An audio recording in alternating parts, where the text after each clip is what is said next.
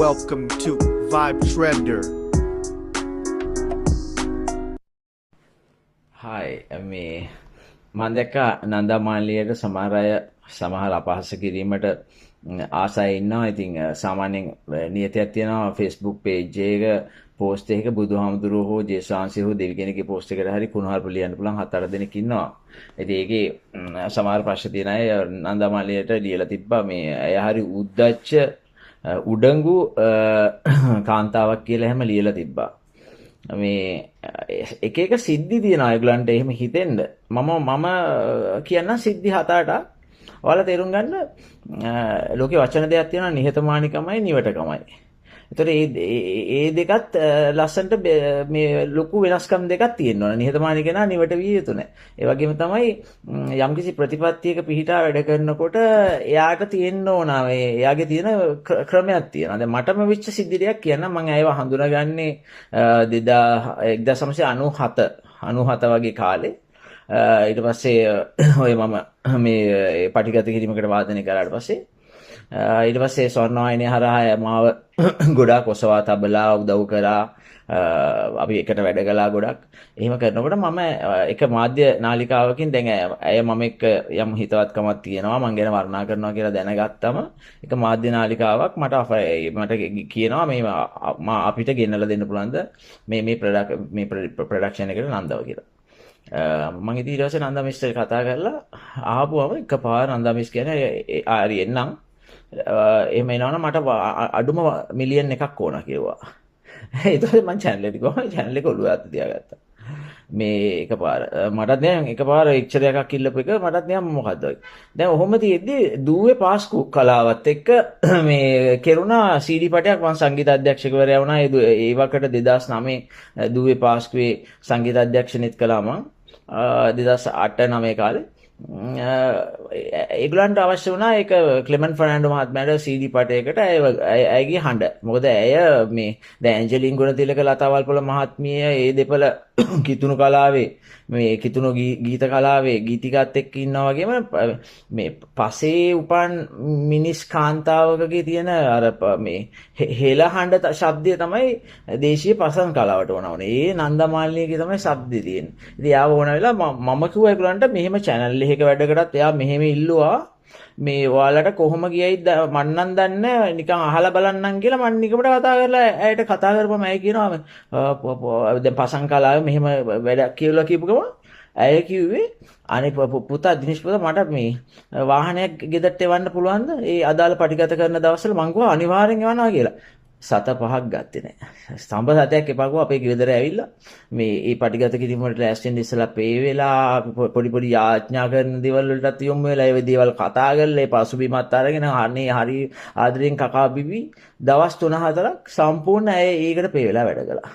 ඔන්න ඔය ජාත් දෙක channel එකට මිලියනයයි ලංකාවේ කලාවේ අර යම් තැනකට අහපුවම 7-5ක්වත් එපා කිව්වා. ඊට පස්සේ ආයි කාලයක් ගිලා මේ අලුත් කෙනෙක්ගේ මේ සින්දු වගේක් කරද්දි මම කිව්වා මේ ඔබතුමිය සිංකරොත් ලොකු ගෞරවයක් එයාට ලොකු හයියක් මේව අපි try එකක් දෙන්න ඔබතුමියට කීයක් විතර ඕනද කියලා මම හිතුවා ඉතින් ලොකු ගාණක් කියයි කියලා. රුපියල් 50000ක් 60000ක් විතර කිව්වොත් එයාට හිතරි දෙයිද කියලා ඇහුවා. එහෙම ඇහුවේ. ඊට පස්සේ මං කිව්වා නෑ අම්මේ ඒක මාර දෙයක් මේ එහෙම කියලා. දවසක් ලංකාවේ ඉන්න ප්‍රසිද්ධ කෝටිපති ව්‍යාපාරිකයෙක් මට කියලා මේ එයාගේ බර්ත්ඩේ පාටි එකට නන්දාව ගේන්න පුළුවන්ද මේ පාටියක් හරි මොකක් හරි එයාගේ ජීවිතේ මොකක් හරි සැමරුමකට මං ඉතින් අහපුවම එක වචනයක් මට බෑ. මට බෑ කියලා මම එන්නේ නැහැ කිව්වා එච්චරයි. දැන් ඕම තියෙනකොට මම එකපාරක් වැඩ කරගෙන ඉන්නාසේ මගේ තාත්තගේ අම්මගේ බර්ත්ඩේ එක සෙලිබ්‍රේට් කරනවා. මම අහුවා මේ ඔබතුමිය එනවාද එදාට මේ එතකොට මම අහුවා මේ එළියේ රෑනේ කරන්නේ හොඳට මේ අරක්කු බෝතල් තියලා හැම හොඳට විනෝද වෙන්නේ කට්ටිය. මම කිව්වා ඔව් එහෙම එකක් තමයි එහෙමයි කිව්වොත් යනවා කියලා.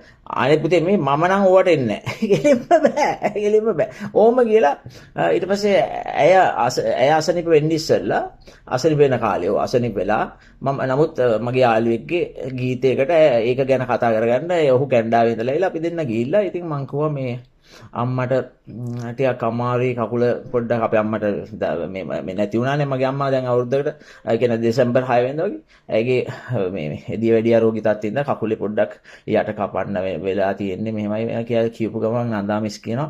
අනේ ගෙදර ගෙනාපු ගමන් කියන්නේ අපි පොඩි අනිවාර්යෙන් පොඩි සාදයක් අපි මේවා කන්න ඕනේ. යාව දුකෙන් තියන්න බෑ.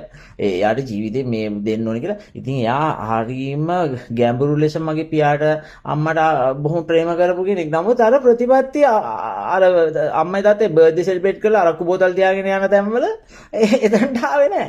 එයාව මේ අම්මට කරදරයක් වෙච්ච තැනදී ආයෙ ගෙදර ඇවිල්ලා එයා දවස් දෙකක් විතර කතා කරලා කවද්ද අපි අර දවස කරන්නේ මෙහෙම කියලා. ඉතින් ඒක අතරතුර අපේ අම්මා නැති වුණා.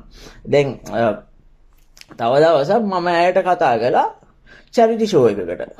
මිසින් කරන්න ඒක කෙනෙක්ව බේර ගන්න චැරිටි පුතේ මම සින්දු කියන්නේ මම සින්දු කියන්නේ මට මගේ ක්‍රමයක් තියෙනවා මගේ ෂෝ එක මම කරන ඉතින් මම සින්දු කියන්නේ ඊට පස්සේ ඒකට CD පාටයක් අපි කරමින් හිටියා යට ආධාරයක් කරගෙන CD පාටේට ඇය නොමිලේ ආවා CD පාටේට සිං කරලා සතයක්වත් එපා ඊම මිලියා අර චැරිටි ෂෝ එකට යාගුවා මම ඕනනම් ආරාධිත අමුත් එක්ක සහභාගී වෙනවා සා මම මේ ස්පොන්සර් කෙනෙක් හොයලා දෙන්නම් ලක්ෂ දෙකක් විතර හොයලා දෙන්නම් කියලා සින්දු කියන්නේ ඉතින් තේරෙනවද මිනිහෙකුගේ ප්‍රතිපද දැන් මට සමහර පිටරට ටුවර්ස් වලට කතා කරන අය ඉන්නවා ඒගොල්ලෝ කතා කරලා ටුවර් එක කියන්නේ අපි ටුවර් එකක් කියන්නේ අදාළ පර්ෆෝමන්ස් එක කරන්නනේ. අපි ගිහිල්ලා ඊට පස්සේ එතන ඉන්න ස්පොන්සර්ට අනවශ්‍ය බිල් දාලා ඒ මිනිස්සුන්ගෙන් කඩා වඩාගෙන ගිහිල්ලා shopping කරෝගෙන ගෙවල් වල අනවශ්‍ය වියදම් කරලා ලොකු බෝතල් ආරම්මන කන්න මම එළවලු බතුයි කන මාරොස්සේ මම බොහොම සරල දේවල් කන්නේ. මම අනිත් විදිහේ දැන් මට රුපියලක් හරි ඉන්වෙස්ට් කරන ප්‍රොඩියුසර් කෙනෙක්ගෙන් මම වතුර උගුරක් බොන්නේ නැහැ කියලා ප්‍රතිපත්ති වල ඉන්නේ. ඒතකොට එහෙම ගිහිල්ලා අපි ෂෝ එක කරලා ඊට පස්සේ සමහර අය කියනවා අපේ ගාඩන් පාටි අපි මෙහෙම සෙලිබ්‍රේට් කරනවා බර්ත්ඩේ පාටි එහෙම නම් මට ටුවර් එක ඕනෙත් නෑ මම එහෙම ගිහිල්ලා නෑ යන්නේ ඒක තමයි මේ ධර්මය. ඔතන ගිහිල්ලා ෂර්ට් ගාගෙන ටී-ෂර්ට් ගාගෙන ගිටාර් ගා බෝතල් ඉස්සරහා මේ සංගීත ගහන එක නෙමෙයි අපේ ජීවිත අපි හදලා තියෙන්නේ. අපි ප්‍රතිපත්ති ගරුක විදිහට පර්ෆෝම් කරන්න මේක පිට. ඔහොම මම ටුවර්ස් ගිය වෙලාවේ එක මේ සහෝදරෙක් එයාගේ තාත්තා රෝදපුඩුවක ඉන්නේ අහවල් ගෙදර මේ ගාඩන් එකේ UK වල මේ ගාඩන් එකේ තියෙන්නේ මේ පොඩි තාත්තගේ බර්ත්ඩේ එක තියෙනවා. මම එදා නොමිලේ ගිහිල්ලා තාත්තා වෙනුවෙන් හොඳට වාදනය කරා ගොඩක් දේවල්. එහෙම කරනවා අපි ජීවිතවල. තව කෙනෙක්ගේ ජීවිතේ අවශ්‍ය ආලෝකයක් දෙන්න. නැතුව අර මේ මිනිස්සුන්ට හිතන විදියට මේ අර පොයිස් තියෙන සල්ලි මේවත් එක්ක එහෙම අපි පර්ෆෝමින් ආර්ට් එකක් කරන්නේ. අපි මුදල ගත යුත්තේ අපේ පර්ෆෝමන්ස් එකට. ඒතකොට ඒකෙදී සමහර ප්‍රතිපත්තිමය කරුණු තියෙනවා. ඉතින් එහෙම දැන් අපිට වඩා අපිව ආදර්ශ ගත්ත සමහර තැන්වල වටිනා ආදර්ශ ඔය මේ නන්දමාලිය වගේ අයගේ චරිතවලින්. ඉතින් එතකොට කියන්න තියෙන්නේ එයාලා සමහර වෙලාවට ගත්ත තියෙන. දැන් මගේ බලන්න මම මේ කරපු මම එක්ක අය අසුර කරපු අවුස්සෙ මම වෙච්ච සිද්ධි සෙට් එකක් කියන්නේ. ඒතකොට ඒව ඇතුලේ මට පුදුම උදව් දීපු දරුණු තියෙනවා මාව ප්‍රතික්ෂේප කරපු තැන තියෙනවා බෑ කියලා. ඒ ආගේ ප්‍රතිපත්තිය. ඒකට අපි ගරු කරන්න ඕන. ඒතකොට එතනදී අපිට කියන්න පුළුවන් උද්දච්චයි කියලා. දැන් මගේ තාත්තගේ අම්මගේ බර්ත්ඩේ පාටියට එන්න බෑ කියලා. ඒතර අර බොන මේක නිසා අම්මගේ කකුලේ ප්‍රශ්න ඇවිල්ලා අම්මා අසරණ මානසික අසරණ වෙනකොට අම්මා වෙනුවෙන් පොඩි අපි ගෙදර සින්දු කියලා පොඩි සාදයක් තියන්න ඕන කියන එක ඇයි කියලා. ඉතින් ඒකවලම තේරුම් ගන්න ජීවිතේ ප්‍රතිපත්තිමය වශයෙන් ජීවත් වෙනකොට සමහර අයට තේරෙන්නේ උද්දච්ච කියලා. නිහතමානීකමයි නිවටකමයි කියන්නේ දෙකක්. ඒ දෙක පැහැදිලිව තේරුම් ගන්න තමුන්ට අවශ්‍ය නම් ස්පෙෂල් කෙනෙක් සුවිශේෂී කෙනෙක් සමාජයට බොහොම ආලෝකයක් ගෙන කෙනෙක් වෙන පාරක යන්න ආස හරි තියනවා නම් ඔය වගේ චරිතවල ආදර්ශය සමහර තැන්වල ගත යුතුයි. ඉතින් ඒ නිසා නන්දමාලි කියන්නේ උද්දච්ච කෙනෙක් නෙමෙයි සෑහෙන මිනිසුන්ගේ පපුවේ තියෙන රිද්මය පපුවේ තියෙන සමහර දේවල් ඇත්තටම තේරිච්ච කෙනෙක්. නමුත් ඇය සමහර තීරණවලදී ඒ සමහර ධනවාදී ඉස්සරහා කට්ටිය එයාව නටවන්න හදන තීරණවලදී නම් ඉතින් එයා කෙලින් හිටියා. එතනදී උද්දච්චකම කියන්න බෑ. ඒකට කියන්නේ නිහතමානීකමයි නිවටකමයි කියන්නේ ಜಾති දෙකක සබ්ජෙක්ට් දෙක. Thank you.